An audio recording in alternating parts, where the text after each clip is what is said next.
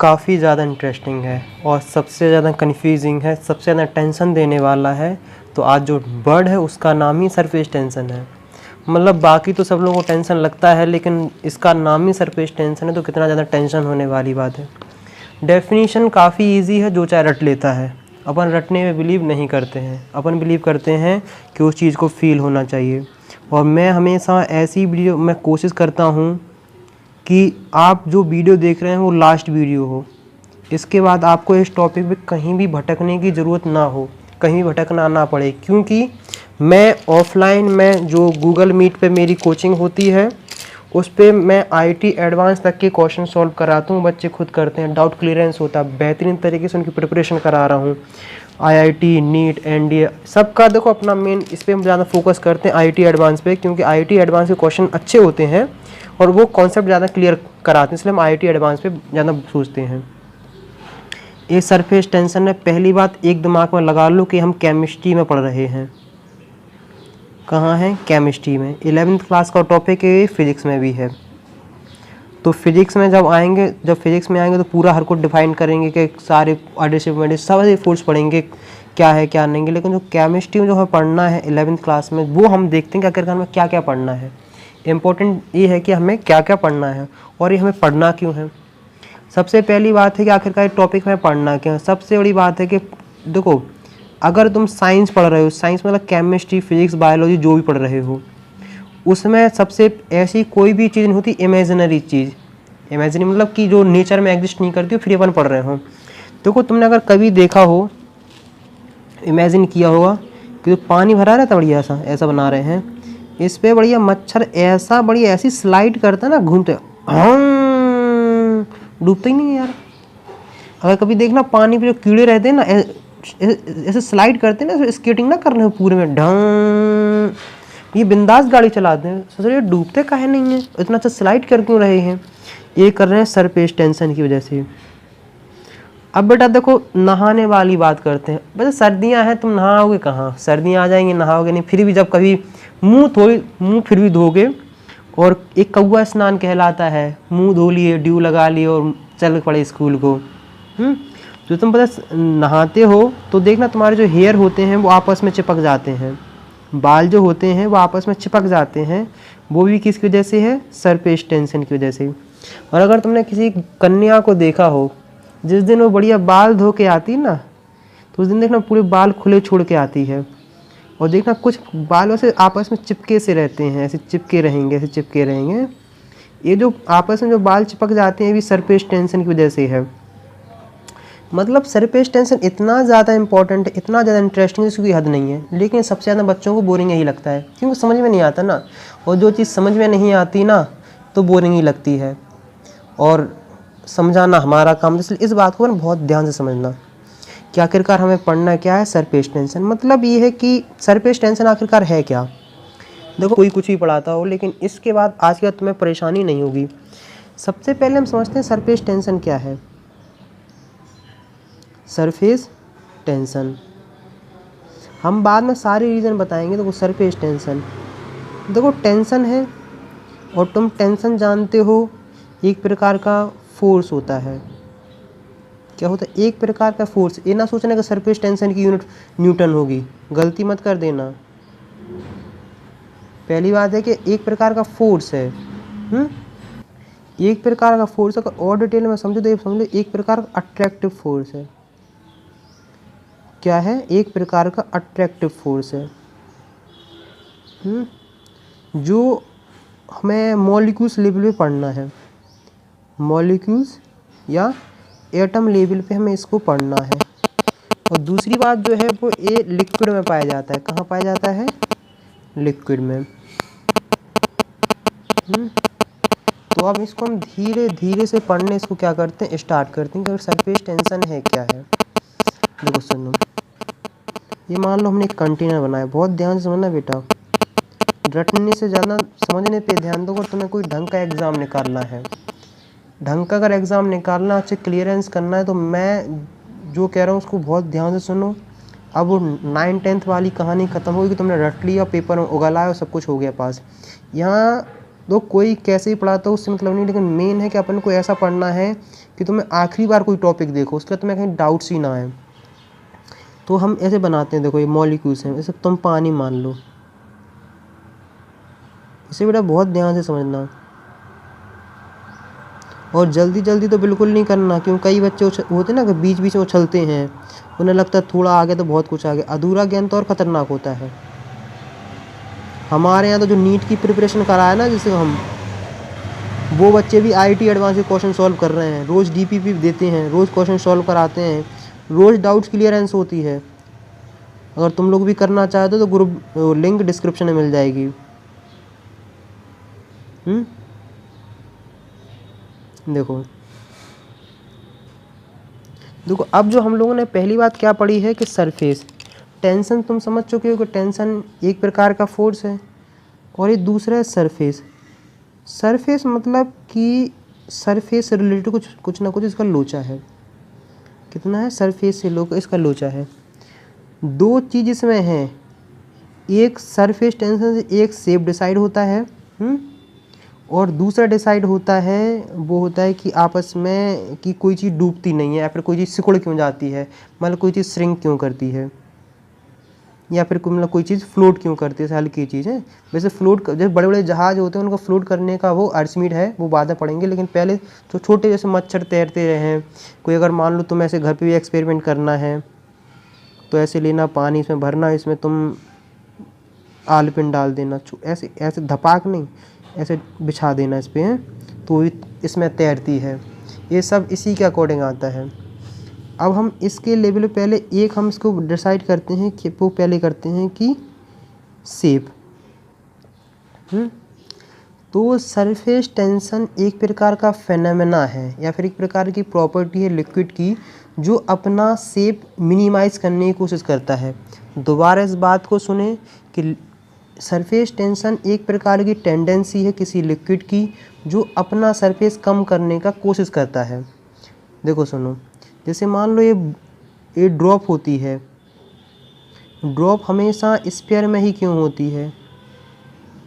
Main है कि आखिरकार जैसे ऐसे तो भी देखना नहीं, जैसे जैसे मान लो पानी ऐसे ज़मीन पे गिरता धपा के, यहाँ देखना ऊपर तुम्हें स्फीयर में देखने को मिलता है, या फिर जब ऊपर से जब बूंद आती तो ऐसे भली दिखती है, लेकिन अगर यहाँ ग्रेविटी ना हो और एयर हिंड्रेंस ना हो, देखना वाटर ऐसे रहेगा। क्योंकि जो सरफेस है, देखो अब यहाँ समझो, जैसे इस पे समझते हैं, जैसे ये अपन ने पार्ट देख लिया है, एक यहाँ इसको हम दोबारा बनाते हैं पूरी इसमें लाइन में, बहुत ध्यान समझना।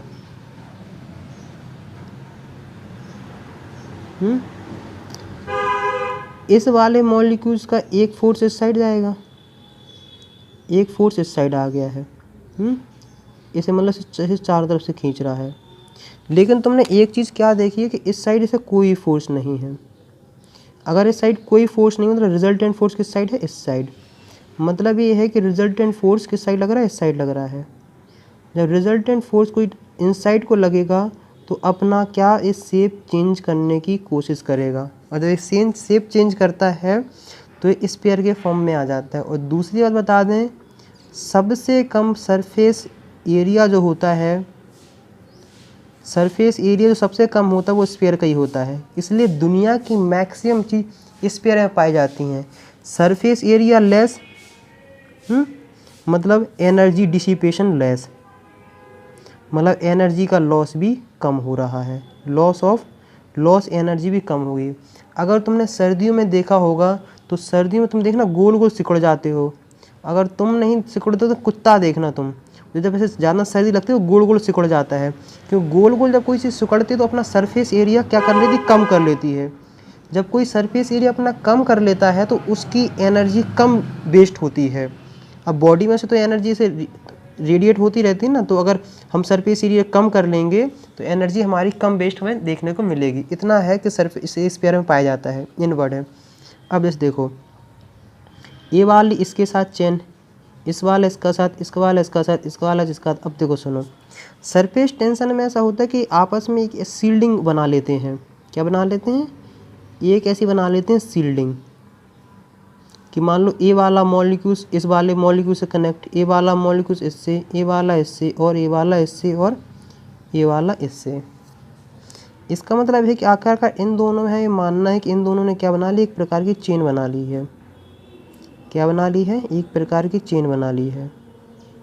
और ये तुम जानते हो कि दो मॉलिक्यूल्स के बीच में जो ये चेन बनी है किसकी वजह से बनी, इंटरमोलिकुलर फोर्स की वजह से।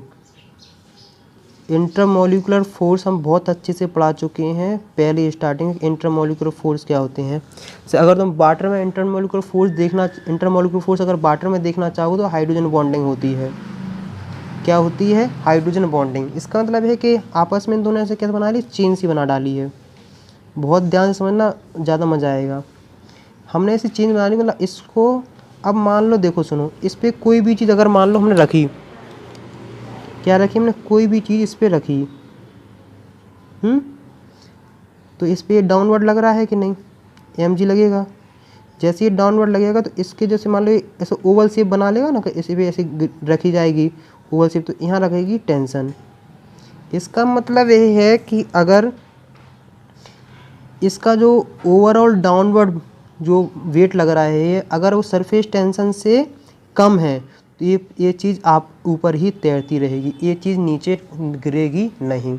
इसका मतलब है कि जो कीड़े मकोड़े पानी पे तैरते हैं वो इसलिए तैरते हैं ताकि उनका रिजल्टेंट जो वेट डाउनवर्ड होता है वो सरफेस टेंशन से हमें कम देखने को मिलता है। सरफेस टेंशन मतलब होता है कि सरफेस में एक प्रकार खिंचाव आ गया कि नहीं, ये देखो ये खिंचाव है।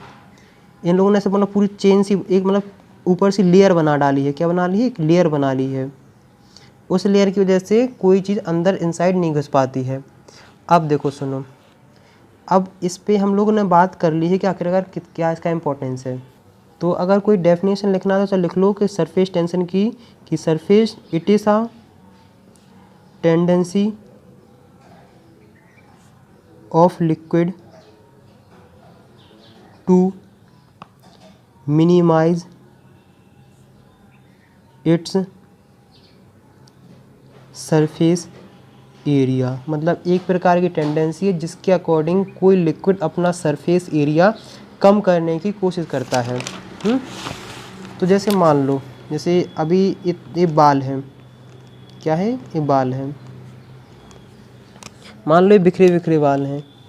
जैसे ही इस पे क्या आएगा, पानी आएगा। क्या मान लिया हमने, इस पे आया पानी, ये पानी आ गया है।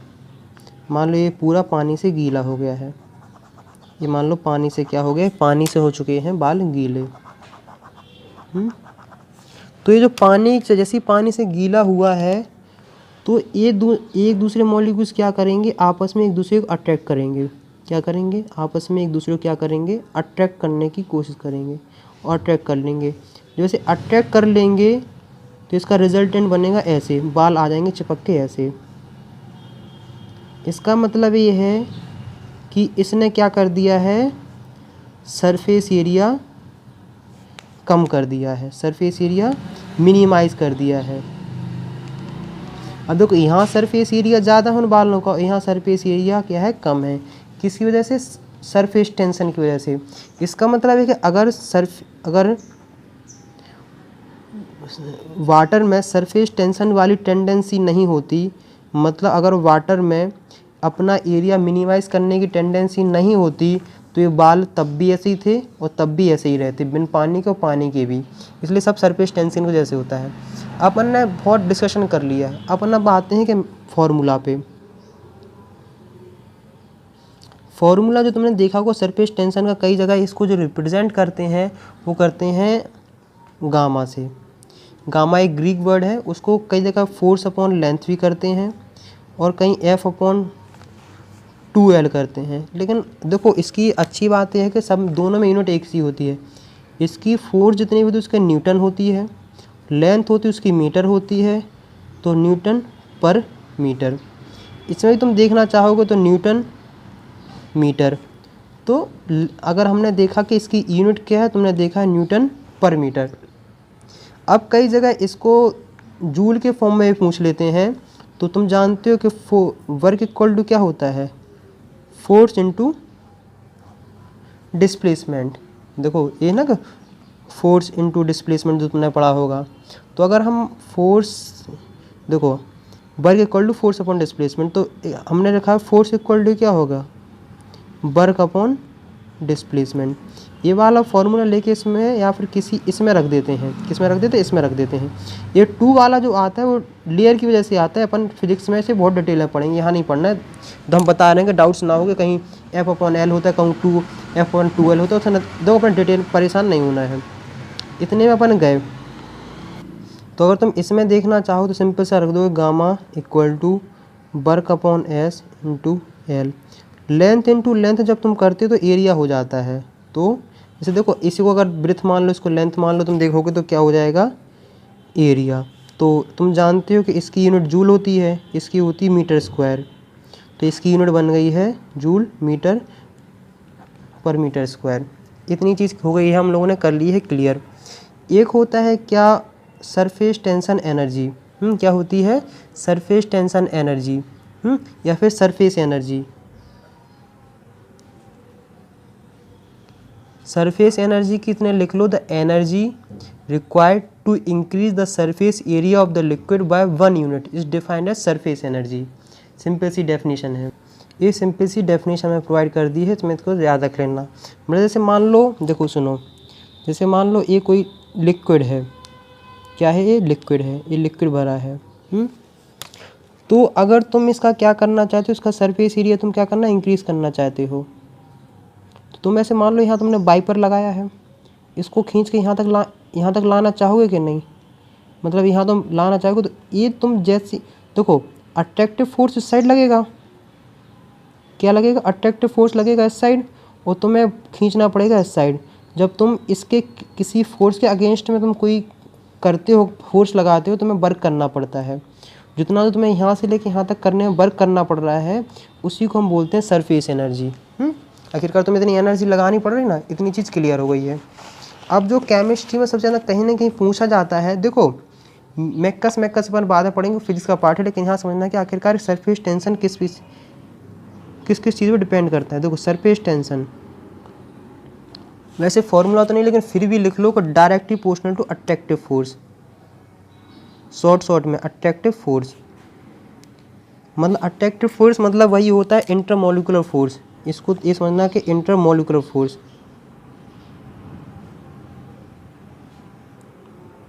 दो मॉलिक्यूल्स के बीच में जितना अच्छा अट्रैक्टिव फोर्स होगा, उसकी उतनी ज़्यादा क्या होगी, सरफेस टेंशन उसकी उतनी ज़्यादा होगी। और अब देखो, और इनवर्सली प्रोपोर्शनल टू जो होता है वो होता है टेम्परेचर के।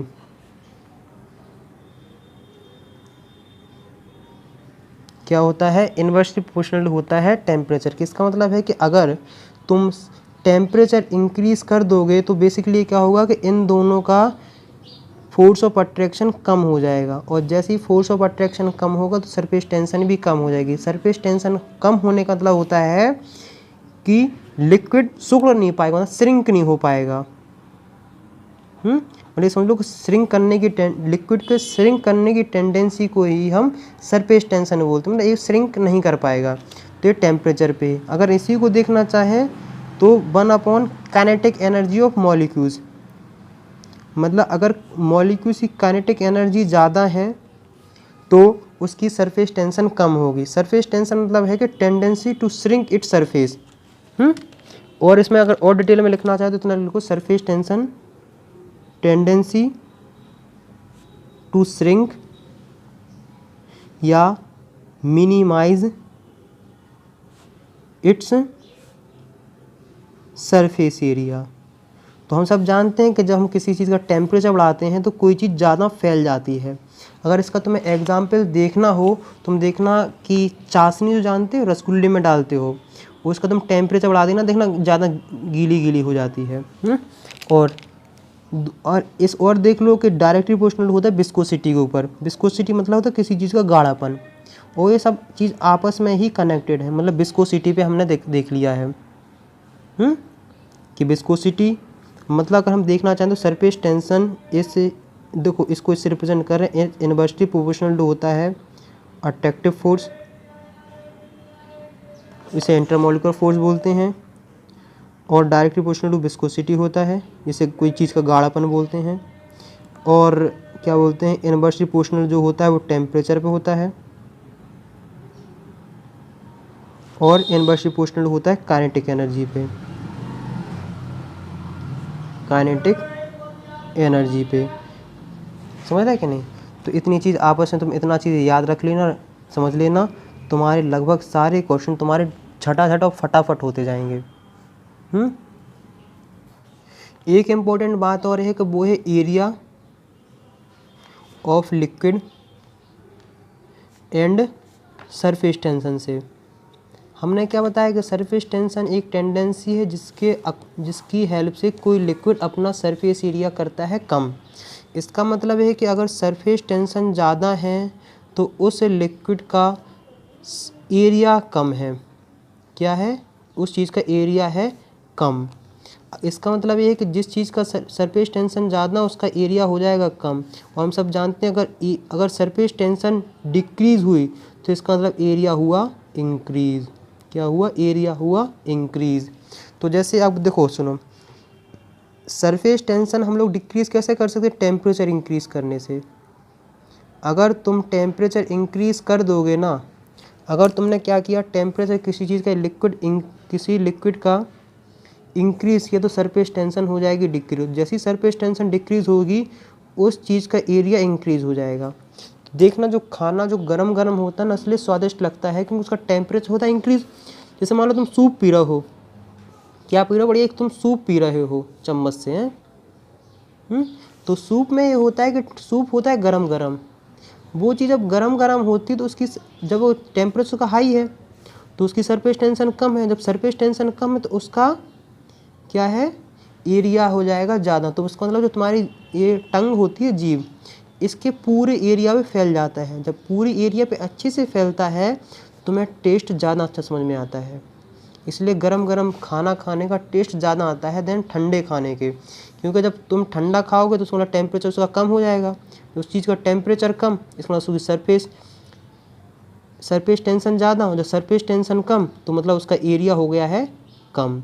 इस चीज़ का भी रिलेशन बहुत ध्यान से समझना, काफ़ी इंपॉर्टेंट है। ज़्यादा इसी पे सवाल पूछ लेते हैं कि बताओ गरम गरम खाना तुम्हें ज़्यादा टेस्ट अच्छा स्वादिष्ट क्यों लगता है? क्योंकि गरम गरम खाने का सरफेस टेंशन होता है कम। जब सरफेस टेंशन कम होता है तो उसका एरिया हो जाता है ज़्यादा।